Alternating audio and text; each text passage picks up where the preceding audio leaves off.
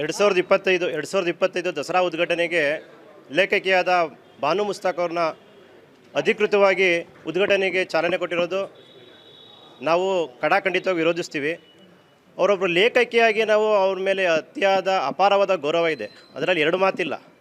ಆದರೆ ಏಕ ಉಪಾಸನ ಆರಾಧನೆ ಮಾಡುವಂತಹ, ವಿಗ್ರಹ ಆರಾಧನೆಯನ್ನು ವಿರೋಧ ಮಾಡುವಂತಹ ವ್ಯಕ್ತಿಗಳ ಕೈಯಲ್ಲಿ ದಸರಾ ಉದ್ಘಾಟನೆ ಮಾಡಿಸುವುದು ಅಪರಾಧ. ಏಕೆಂತಂದರೆ ಧಾರ್ಮಿಕತೆ ಸಂಸ್ಕೃತಿಯ ಆಧಾರದ ಮೇಲೆ ದಸರಾ ಹಬ್ಬ ನಡೆಯೋದು. ಇನ್ನೂ ನಿಮ್ಗೆ ಗೊತ್ತಿರಲಿ, ತಾಯಿ ಚಾಮುಂಡೇಶ್ವರಿ ದಸರಾದಲ್ಲಿ ಆನೆ ಮೇಲೆ ಆ ತಾಯಿಯ ಮೆರವಣಿಗೆ ಹೋಗಬೇಕಾದ್ರೆ ಪ್ರತಿಯೊಬ್ಬ ಹಿಂದುವು ಕೂಡ ತಾನು ಹಾಕಿರುವಂತಹ ಪಾದರಕ್ಷೆಯನ್ನು ಬಿಟ್ಟು ಕೈ ಮುಗೀತಾನೆ. ಹಾಗಾದರೆ ಇವ್ರು ಯಾರಾದರೂ ಕೈ ಮುಗೀತಾರಾ? ನಾನು ಕೇಳ್ತಾ ಇರೋದೇನೆಂದರೆ, ಅವ್ರು ಯಾರಾದರೂ ವಿಗ್ರಹ ಆರಾಧನೆಗೆ ಕೈ ಮುಗಿಯೋಗಿದ್ದರೆ ಅದು ಸ್ಪಷ್ಟಪಡಿಸ್ಲಿ.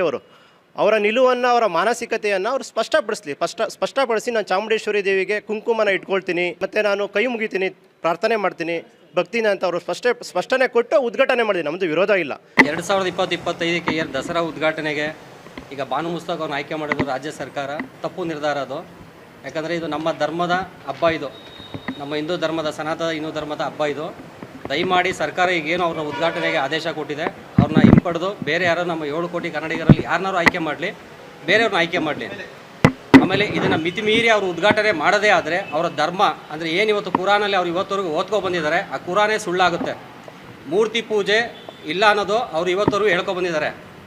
ಅವ್ರು ಏನಾರ ಈ ಸರ್ಕಾರ, ಈ ನಮ್ಮ ಸಂಘಟನೆಗಳೆಲ್ಲ ವಿರುದ್ಧ ಮಾಡಿ 7 ಕೋಟಿ ಕನ್ನಡಿಗರನ್ನ ವಿರುದ್ಧ ಮಾಡಿ ಅವರು ಉದ್ಘಾಟನೆ ಮಾಡೋದೇ ಆದರೆ ನಾವು ಇಡೀ ಸಂಘಟನೆಯವರು ಇಡೀ ಸಮಾಜಕ್ಕೆ ತಿಳಿಸಿ ಹೇಳ್ತೀವಿ ಅವರ ಕುರಾನೇ ಸುಳ್ಳು. ಯಾಕಂದರೆ ಇವತ್ತವರೆಗೂ ಅವರು ಸಮಾಜಕ್ಕೆ ತಿಳಿಸ್ಕೊಂಡೇ ಬಂದಿದ್ದಾರೆ ಮೂರ್ತಿ ಪೂಜೆ ಮಾಡೋಂಗಿಲ್ಲ ನಮ್ಮಲ್ಲಿ ಅಂತ. ಅವ್ರೇನಾರ ಮಿತಿಮೀರಿ ಈ ಉದ್ಘಾಟನೆ ಮಾಡೋದಾದರೆ ಅವರ ಧರ್ಮನೇ, ಅವ್ರ ಗ್ರಂಥನೇ ಸುಳ್ಳು ಅಂತ ನಾವು ತಿಳಿಸಿ ಹೇಳ್ತೀವಿ.